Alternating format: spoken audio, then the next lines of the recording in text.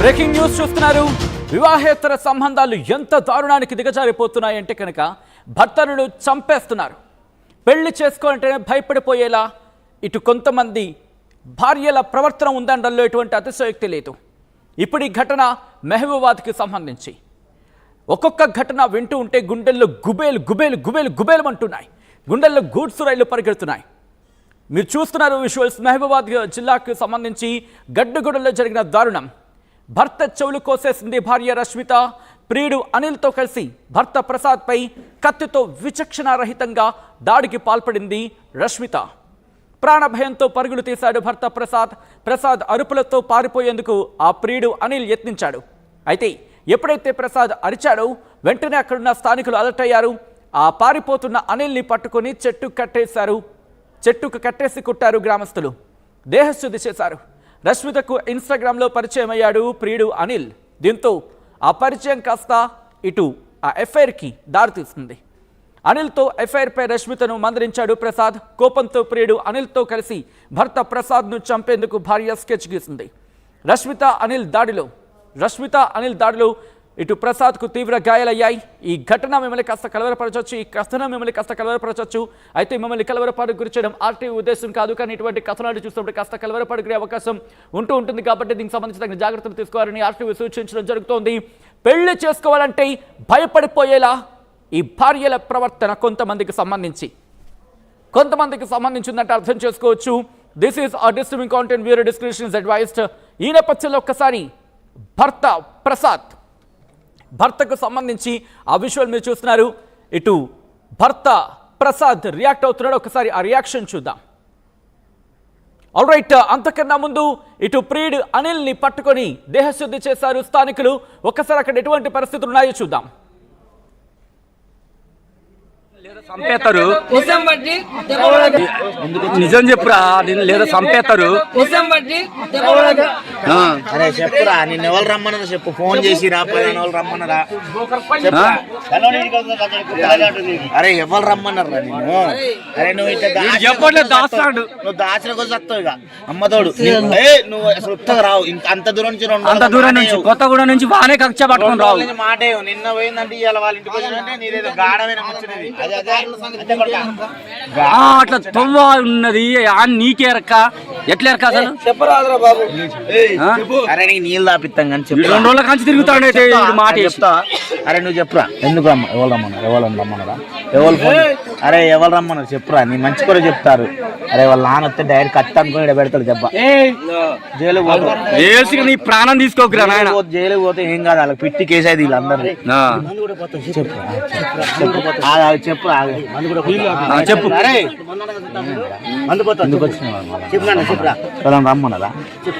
ఎవరైనా రమ్మన్నారా? అరే చెప్పురా, మంచిలు లాపిస్తా కానీ చెప్పురా ఏమని చెప్పు. చెప్పు మంచిగా ఫోన్ చేసి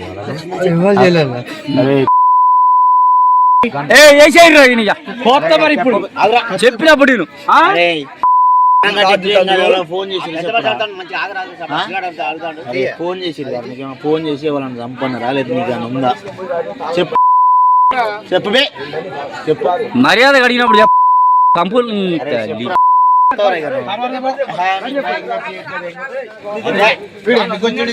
నేను చంపుతారా? మంచిగా చెప్పురా. ఈయన మంచిగా అడుగుతాడు రా.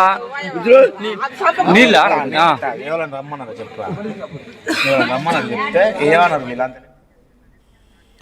రైట్, అది మీరు చూసారుగా. అక్కడ ఎంతమంది ప్రశ్నిస్తున్నా కూడా సమాధానం చెప్పకుండా, ఉలుకు పలుకు లేకుండా చెట్టుకు కట్టేసిన ఆ అనిల్ ఎక్కడక్కడ మాట్లాడుతున్న పరిస్థితి లేదు. ఎవరైనా రమ్మన్నారంటే మాట్లాడట్లేదు. అసలు ఏమీ రియాక్ట్ కాని పరిస్థితి. భయపడిపోయాడు. ఆ స్థానికులకు సంబంధించి చుట్టూతా వాళ్ళందరూ ఉన్న నేపథ్యంలో వాళ్ళందరినీ చూసి భయపడిపోయాడు అనిల్. ఈ క్రమంలోనే ఎక్కడ నోరు మెదపని పరిస్థితి. భయపడిపోయాడు. నీళ్లు తాగమంటే కూడా కనీసం నీళ్లు తాకిన పరిస్థితి. ఈ నేపథ్యంలోని ఇటు రష్మిత అత్త, ప్రసాద్ తల్లి రియాక్ట్ అయింది. ఆవిడేమంటున్నారో ఒకసారి చూద్దాం. పేరు భద్రమ్మ, మాది గడ్డిగూడెం, నా కొడుకే. అయితే నిన్న తల్లిగారింటికి పోతానని పోయిందంట మా కోడలు. ఇక నా కొడుకు ఇంటికాడనే ఉన్నాడు. పోయింది, చూసింది, ఇక బస్సుకు వచ్చిందని అంటే నా కొడుకు బండి తీసుకొని వస్తానని పోయిండు. 7 ఇంటికి అన్నట్టు తీసుకొని వచ్చిండంట. తీసుకొని వస్తే వీళ్ళని చూసుకుంటేనే వాడు వచ్చేసిండు. వచ్చేసి ఇక వీళ్ళు అన్నం తిన్నారు, వీళ్ళు పండుకునే సయాన మరి ఇక ఆమెకు ఫోన్ చేసిండో ఇక వాడే చేసిండో ఈమె చేసిందో నైటు ఇక 12 గంటలకు వచ్చి ఇక పన్నోని మీద పడ్డాడు ఇక కత్తి పట్టుకొని పడ్డంగానే ఇక ఆమె ఏం చేసింది, లైట్ బంద్ చేస్తాంగా రష్మిత లైట్ అనేసరికి లైట్ ఎత్తలేదంట. వేయకుండా వాడు మీద పడి ఇట్లా మెడకాయ పట్టిండంట, గల్ల పట్టిండు. ఆమె ఈయన మీదనే కలబడుతుందంట. అబ్బాయి ఇద్దరు నా మీద కలబడతారా అని లేచి ఇక అటువంటి ఇటువంటి కానీ లొల్లి పెట్టిండు. లొల్లి పెట్టేసరికి ఇక ఇంటి పక్కలు లేచి ఏందని అందరు గమ్ముకున్నారు, అన్ని పట్టుకునేసరికి ఇక వాని కట్టేసి ఏమంటుంది, ఇక వాని దండ వద్దంటే ఈయన కంతలకి అసలు కత్తితోటి పోరాటం చేసిండుగా. ఆ చెవులు అవన్నీ ఆరాటం అయ్యేసరికి మేము పోయి మొత్తుకొని చేసి ఇక అంబులెన్స్కి ఫోన్ చేసినాం. ఈ అబ్బాయిని తీసుకొని మేము వచ్చేసినాం. ఇక వాని ఆడ కట్టేసినాం, గడ్డి కూడా కట్టేసి ఇక పోలీసు వాళ్ళకి ఫోన్ చేస్తే వాళ్ళు వచ్చి తీసుకొని వచ్చేసారు. నా పేరు రైట్, చూసారుగా ఇటు ప్రసాద్ తల్లి రియాక్షన్. ఇదే అంశానికి సంబంధించి బాధితుడు ప్రసాద్ కూడా రియాక్ట్ అయ్యాడు. అసలు ఏం జరిగిందనేది ఆ తల్లి అంటే ప్రసాద్ తల్లి చెప్పిన వర్షన్ మనం చూసాం. ఇప్పుడు ఏం జరిగింది, లైట్ ఏమంటే వేయలేదట ఎవరు, రష్మిత. ఈ నేపథ్యంలో ఒకసారిగా ఆ అలికిడికి ఒకసారిగా ప్రసాద్ లైట్ ఏమంటే ఎక్కడ వేయలేదు. అనుమానం వచ్చిన తర్వాత ఒక్కసారిగా తనకు తేరుకుని ఆ పరిస్థితుల్ని చక్కబెట్టుకునే సందర్భంలో ఇద్దరు కలిసి ఒక్కసారిగా అటాక్కి దిగారంటూ కూడా ఇటు ప్రసాద్ తల్లి చెప్తున్న పరిస్థితి. ఈ నేపథ్యంలో ప్రసాద్ ఏమంటున్నాడు, అసలు ఏం జరిగింది, ప్రసాద్ మాటల్లోనే విందాం. ప్రసాద్ మా ఊరు గడ్డిగూడెం గ్రామం. నైటు నాకు గుర్తు తెలియని ఒకడు వచ్చిండు. మా భార్యకి తెలుసు అక్రమ సంబంధం పెట్టుకొని నన్ను చావడానికి నైట్ 12:30కు వచ్చి కత్తితోటి ఎక్కడ పడితే అక్కడ కొట్టడం గుద్దడం జరిగింది. ఎట్లా పరిచయం అయిందా అన్న సంగతి మనకు తెలియదు. ఇది మొబైల్ ద్వారా అయిందా లేకపోతే ఇది వాళ్ళ అమ్మలు ఇంటికి పోయినప్పుడు తెలుసా, అది మనకు తెలియదు. వాళ్ళది పాకాల కొత్తగూడెం అటు ఆ ఏరియా.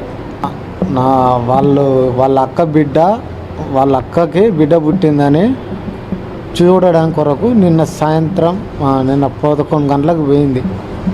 పొద్దుగాల సాయంత్రం 6-7 గంటలకు వచ్చింది. ఆమెతోటే వెనక బస్సులో వస్తుంటే వెనక బండి మీద ఫాలో అయ్యి వచ్చిండట. అదే చెప్పిండట. పట్టుకున్నారు, కొట్టాం, పోలీసులకు అప్పచెప్పాం. మర్డర్ కేసు కింద వాళ్ళని బయటికి వెళ్లకుండా పెట్టాలి. నా పేరు మేడ ప్రసాద్. మా రైట్, అది ప్రసాద్ వర్షన్. ఈ నేపథ్యంలో పోలీసుల ఇన్వెస్టిగేషన్ ఎంతవరకు వచ్చింది, పోలీసుల ఇన్వెస్టిగేషన్లో ఎటువంటి విస్తుపోయే నిజాలు బయటపడుతున్నాయి, డీటెయిల్గా మాట్లాడుకునే ప్రయత్నం చేద్దాం. మా ప్రతినిధి వెంకటరత్నం అప్డేట్స్ అందించేందుకు సిద్ధంగా ఉన్నారు. వెంకటరత్నం, పోలీసుల ఇన్వెస్టిగేషన్లో ఇటు రష్మిత ఏమంటోంది, అనిల్ ఏమంటున్నాడు, వీళ్ళిద్దరికీ సంబంధించి ప్రస్తుతం ఇన్వెస్టిగేషన్ ఎంతవరకు వచ్చింది, at the same time Prasad తల్లి వర్షన్ కూడా తెలుసుకునే నేపథ్యంలో వీళ్ళిద్దరైనా లేకపోతే ఇంకెవరైనా వీళ్ళకి సహకరించారా అనే కొనలో కూడా పోలీసుల దర్యాప్తు జరుగుతోందా, ఎంతవరకు వచ్చింది ఇన్వెస్టిగేషన్ ఓవరాల్గా? అయితే ప్రస్తుతం ఇక్కడ ఈ సంఘటన జరిగిన తర్వాత గ్రామస్తుల సూచన మేరకు, గ్రామస్తుల సమాచారం మేరకు పోలీసులు అక్కడికి చేరుకొని వీళ్ళిద్దరిని అరెస్ట్ చేశారు. ఇక్కడ ఖచ్చితంగా ఇది అక్రమ సంబంధం అని చెప్పి తెలియడంతో ఇక్కడ